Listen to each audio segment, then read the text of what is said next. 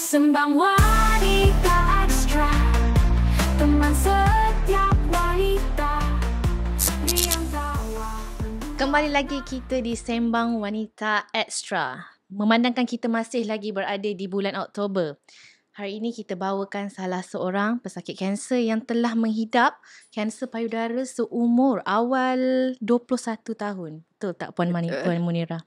Puan Munirah, kalaulah boleh Mimi nak tahu macam mana kisah Puan Munirah dapat tahu yang Puan Munirah ni didiagnose dengan kanser payudara? Okey, pada ketika itu saya memang masa tu saya umur 21 tahun. 21 tahun muda lagi. Ya, sangat muda. Saya tak expect langsung apa-apa tentang kanser. Awareness about kanser pun saya tak begitu mendalam, especially on breast. So, apa yang terjadi is like something like di luar jangkaan.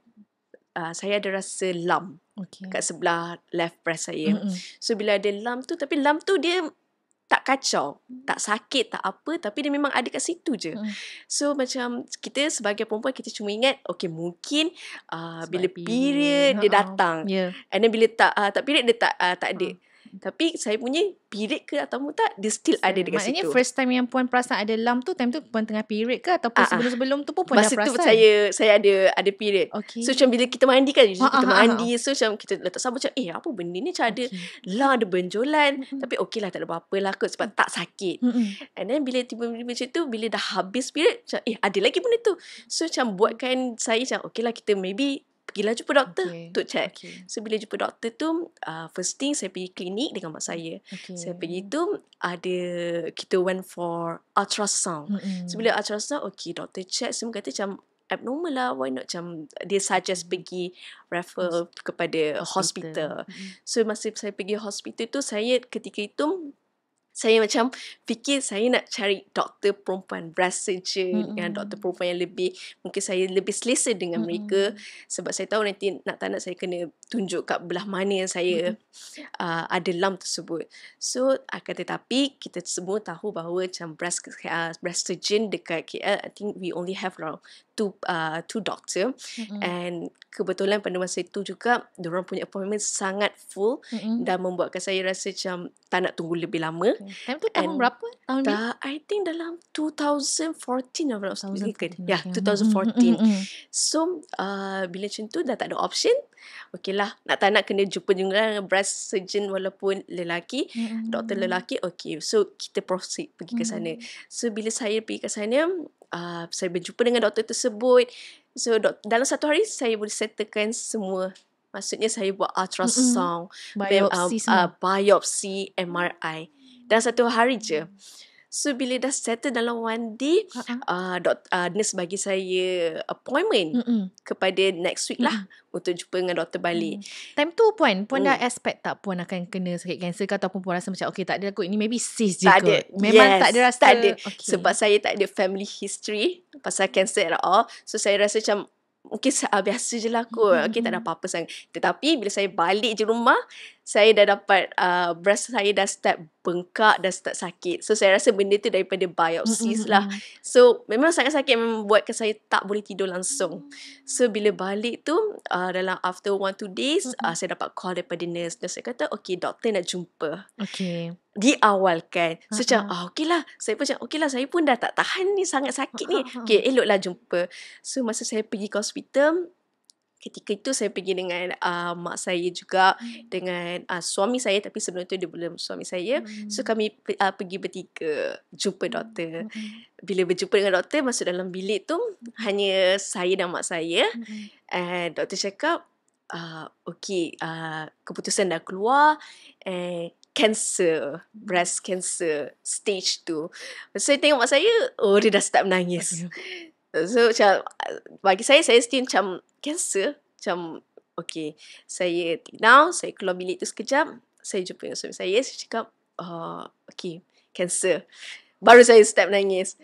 So macam dah habis nangis, saya masuk balik. Okay, masa tu baru kita orang fikir macam what's the next plan, apa plan doktor.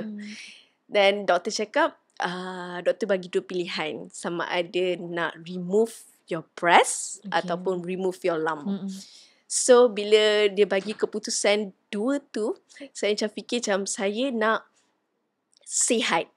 So saya nak sihat, saya rasa saya nak go for breast lah. Saya nak buang payudara sebelah payudara saya. Tetapi banyak benda yang saya perlu fikir. Sebab ketika tu saya hanya 21 tahun.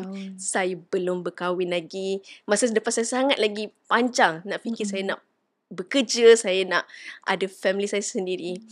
Tapi saya rasa keputusan untuk saya buang breast saya pun sangat susah. Sampaikan one day sebelum esoknya nak operation tu, malam tu macam saya duduk kat dalam bilik and then all my sister together and they hug me. So macam dia cakap, betul ke nak buang breast? Dan saya macam, I still remember that moment. Macam all my sister, kakak I dengan adik-adik I semua dia cakap, I hug. And then my mum masuk, dia nampak I nangis. And then my mum pun join. So macam dia suruh I fikir balik, betul ke benda ni kan masa depan? So I cakap, I go for that. So memang I dah decide untuk buang breast saya yang belah kiri. Dan saya have a deep talk dengan suami saya. Sebab ketika tu dia bukan suami dia. So saya cakap, saya faham kalau dia buat keputusan untuk tidak teruskan kita punya relationship. Sebab saya fikir macam sebagai lelaki, diorang nak kesempurnaan. Tapi saya cakap saya hilang keyakinan diri saya. So saya dah tak perfect. Saya cakap ini. Tapi Alhamdulillah, he was there for me from the beginning sampai sekarang. So dia terima I dengan seadanya, which is saya rasa macam benda tu I'm very lucky to have him. So bila the next day tu kita orang pergi hospital semua. So pasal breast cancer ni tak ada siapa yang tahu. It's very like only very close friends. Very close friends tu only like 2 to 3 people je, my close friends yang tahu. And then my family, my immediate family saja. Thank you. Which means my mom, my father and my siblings. Yang lain semua kita orang tak sebabkan sebab I cakap, I cakap macam I tak ready lagi nak bagi tahu. So, I malu. I macam I baru 21 tahun tapi I dah ada cancer. Tapi tengok kawan I semua macam like dorang happy, like dorang ada dorang punya college life, everything. But I was like struggling with all this kan. So macam I keyakinan diri I sangat tak ada during that time. So I tak nak bagi tahu siapa. So the next day it's operation semua. So Alhamdulillah operation went well. Dah remove all my left breast. So itu baru satu part. And then next part pula about which is I have to went through for chemotherapy dengan radiotherapy lagi. So like 6 cycle of chemo and 15 cycle of radiotherapy. So it was very tough when it's come to the chemotherapy. Sebab saya rasa macam every time nak pergi to the next cycle tu, sangatlah menguji kesabaran. Untuk the side effect is so real. Macam like even saya pun tak boleh nak cope dengan dia punya side effect. Dan saya bagi tahu my mom saya tak nak pergi lagi second. But then I rasa the support was given from my family itself sangat kuat.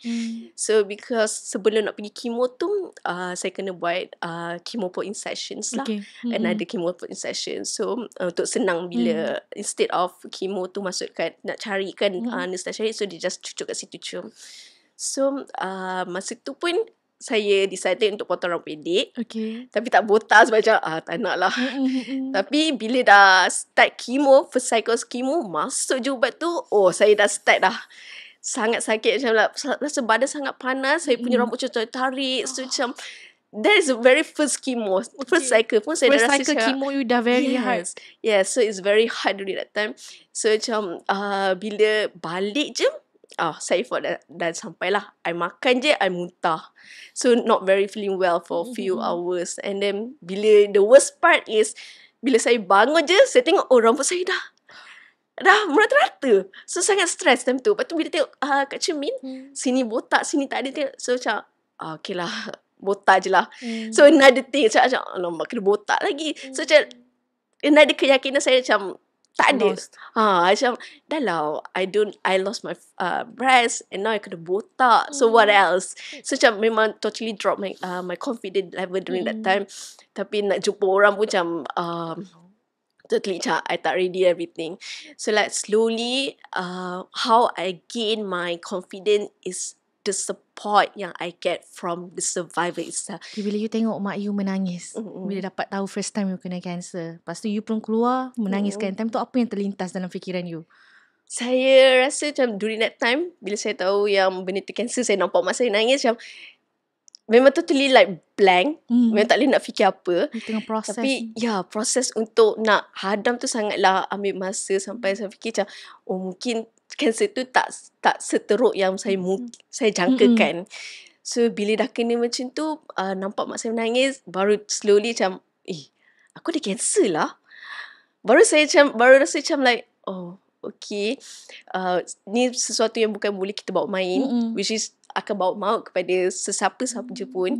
So this is not something good, and memang akan kita fikir like cancer kita kena memang very menitik beratkan lah. Okay, walaupun time tu baru stage 2.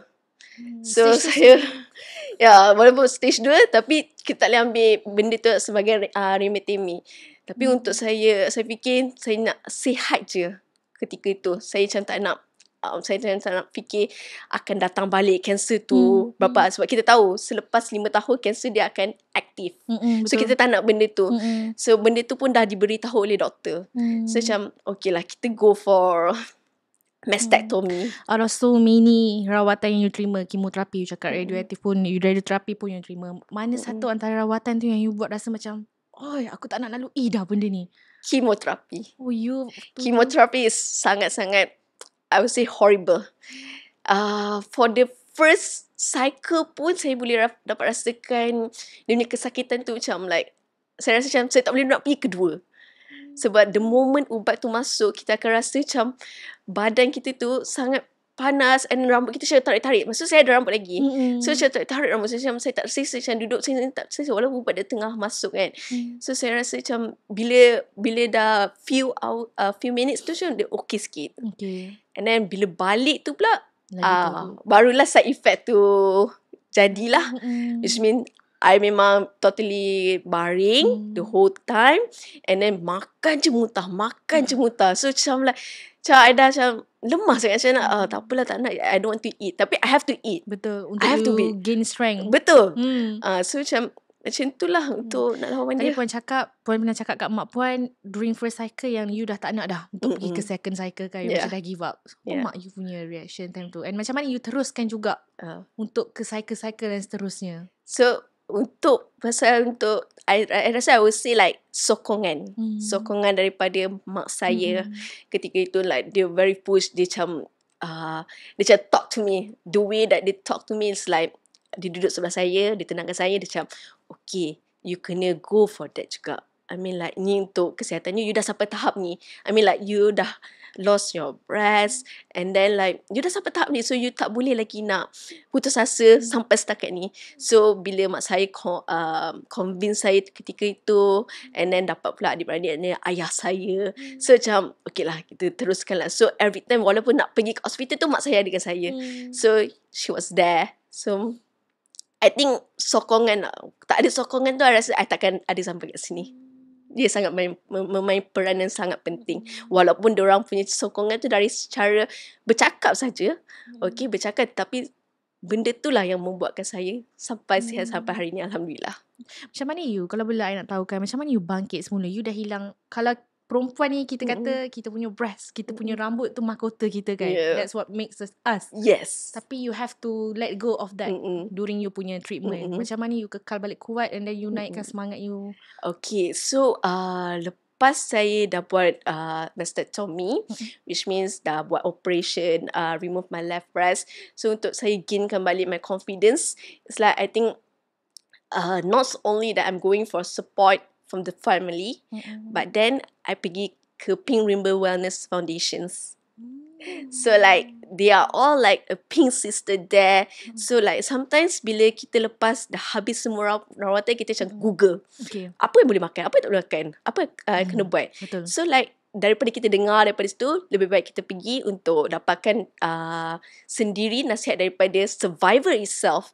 So bila saya pergi dekat Pink Rainbow Wellness Foundation tu, macam all the sister there, semua survivors there. So like they are very like very happening, like very Supportive. welcome. Yeah, very sangat Welcoming. moderna. Sebab dan bila saya pergi tu macam kebanyakannya adalah ketika tu saya sangat muda. So bila Yeah. saya pergi tu macam they are very mak-mak semua yang dah wanita yang pertengahan tahun. So like saya rasa macam okay, I'm welcome there.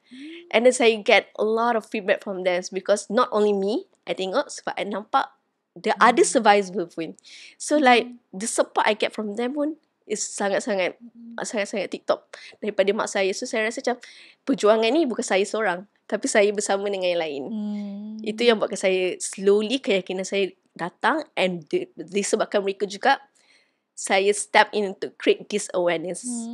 So I rasa macam it's not that only I think a young survivor during that time which is me myself, I rasa macam penting untuk memberikan kesedaran kepada orang luar. Tak kira sama ada dia orang umur muda ke. Ya. So itu salah satu keyakinan yang buatkan saya gain balik. Puan Mira adalah cerita yang saya rasa macam quite berbeza sikit, quite unik sikit. Sebab you, time you 21 tahun, you dah ada teman lelaki yang sekarang suami you, dan dia pun menerima semua keputusan you kan. Apa perkara yang you paling ingat sekali yang dia cakap kat you time you nak let go everything?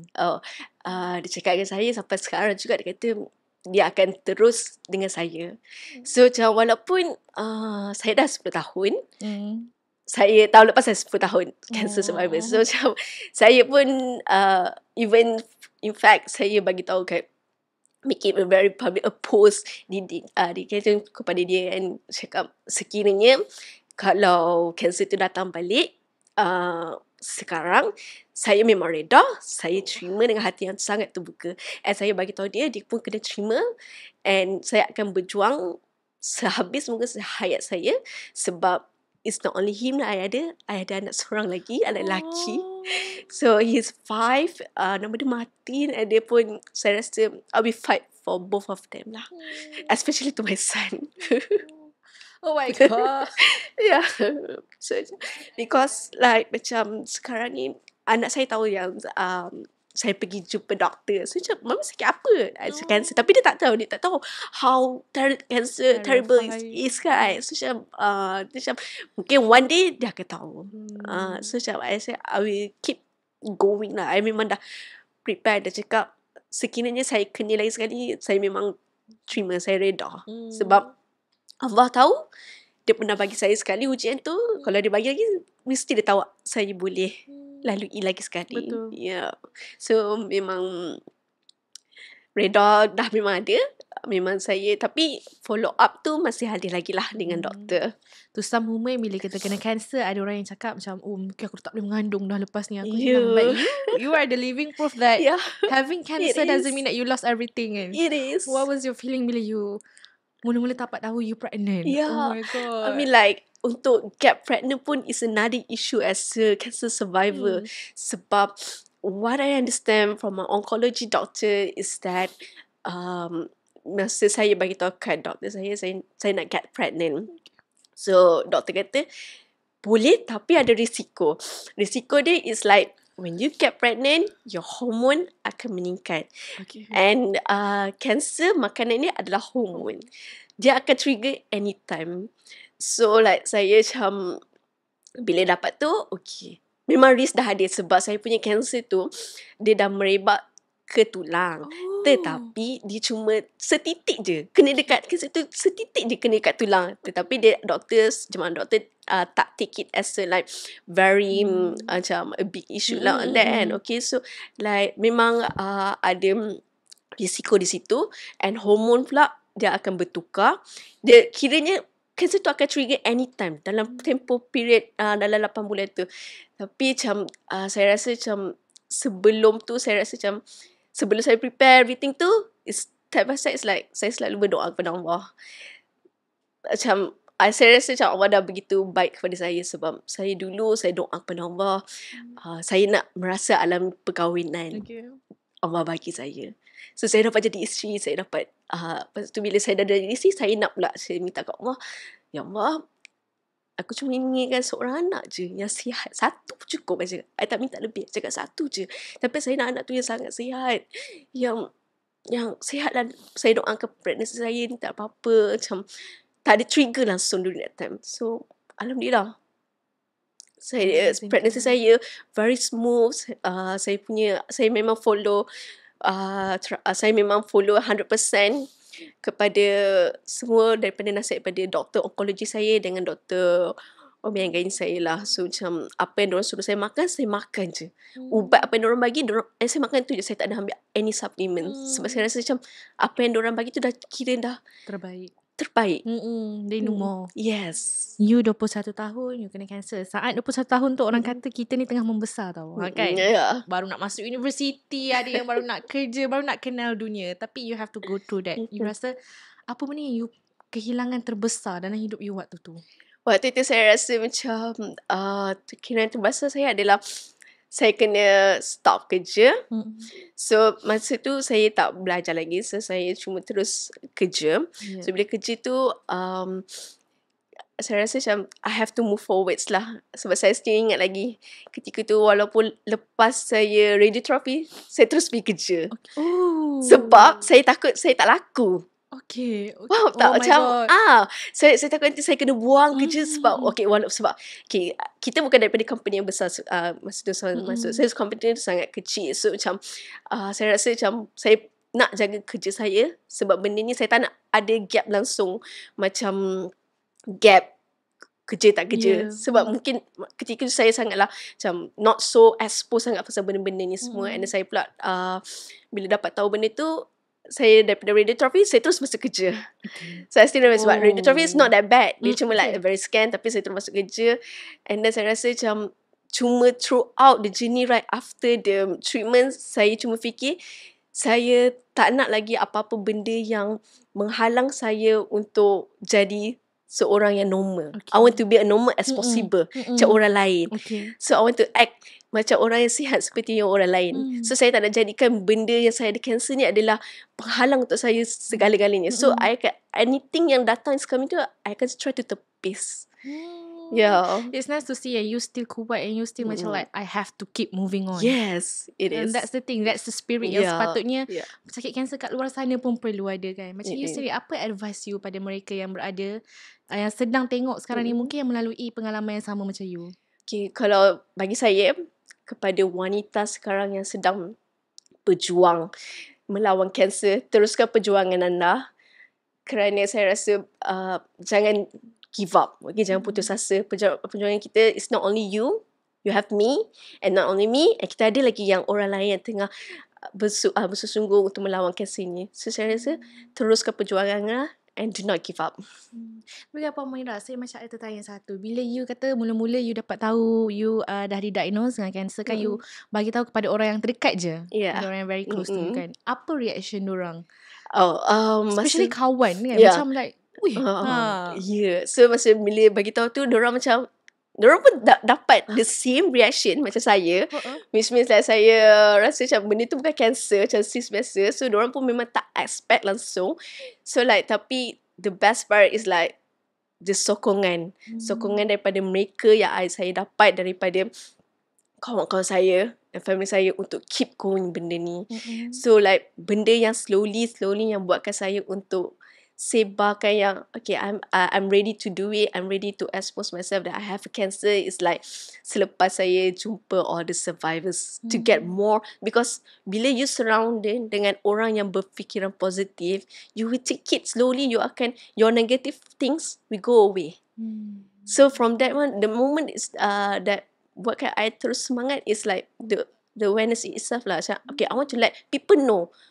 And start from that moment, I dah tak malu dah. I tak malu nak beritahu, okay, I'm a breast cancer. I lost my breast. I botak dulu. So macam benda tu yang buatkan I macam keep going. Time tu umur you berapa? Bila you dah start macam dapat kekuatan tu, okay, I want to go forward. Yes. Right, 22 years old. Yes, because I complete my radiotherapy and chemotherapy pada January 2015. Okay. So after that baru saya slowly jumpa all the survivor. And the same year juga baru saya dapat awareness daripada all the Pink Ribbon sister lah. Orang cakap bila you kena cancer kan, kita macam dah matlamat hidup tu macam dah tertutup. Tapi looking at you now, bukan macam tu. Yes. Apa pencapaian terbesar you selepas you are cancer free? Okay, I rasa pencapaian terbesar saya like so far I think like I would say like create awareness to people out there, because like I want them to know that it's not only you that went through all this. I mean like, and I rasa like pencapaian terbesar saya adalah juga try bukan kepada create awareness juga, tapi dekatkan lebih diri pada Allah SWT. Sebab saya rasa macam perubahan terbesar saya pun, saya rasa macam dulu mungkin saya tak solat 5 waktu sehari semalam, tapi right after I diagnosed, saya lebih dekatkan diri daripada Allah SWT. Any problem, I cari dia. I cari dia. So saya cakap macam, rasanya benda itulah yang buatkan saya tegar hati. Walaupun dulu saya tak bertudung, tapi sekarang saya bertudung. So macam slowly I'm getting like more to him lah. Memang tak kebab bila kita sakit kan, kita berada dalam keadaan emosi yang sangat lemah lah. Mental kita especially kan. Yes. Ada tak perkataan yang you rasa bila orang bagi dekat you, tapi you rasa perkataan tu sangat macam kau tak perlu cakap kot benda ni? Pernah tak terjadi kat you sendiri? So far tak ada lagi. So far I get so far yang saya dapat is all about the positive things lah. Sebab mungkin awareness from all of them pun dah tahu macam mana how to react when someone have cancer kan. So like so far so good. Like bila cakap ada cancer, of course diorang akan tukar, seriously? But then dia terus peluk macam, yes sir. So I feel like, yeah, I'm good. So macam from there pun macam kita macam, it's okay, I'm strong. So macam from there pun diorang akan keep giving a support, keep giving sharing, advice. So we will go through it. So alhamdulillah so far all the positive things lah yang coming through my way. Sebab saya rasa macam like saya tak nak ada negative vibe ada kat saya, especially stress. I mean like I think like stress is like, in fact kalau family I, kalau ada apa-apa benda ke apa ke, I terus cakap je, okay actually I tak nak lah benda-benda stress ni. Okay actually what do you want? Apa yang boleh buat kau punya puas hati untuk this end kan, all this perbalahan ke apa ke. We just want the solution. We tak nak drag everything sampai 2-3 hari fikirkan benda tu. So when you think about it, benda tu akan stress and makan diri you. So there is no point. So just daripada kita drag benda tu, it's better for you untuk ceritakan, okay what actually yang you want, yang you tak puas hati. Yeah, communication is the key. Yeah, exactly. So like I think like after the diagnose ni, I become more positive person. I take it everything like, it's okay lah kalau dia tak nak kawan, it's okay lah, tak apalah, it's fine. Just make it the small circle, friends.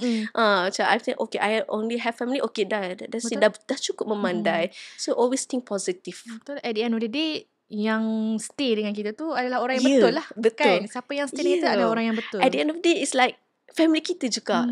Yang the one that go through hardship ke ni, diorang je yang dengan from kita. Bottom. Betul. So I think like try to take it, everyone yang ada positive vibe, go for that.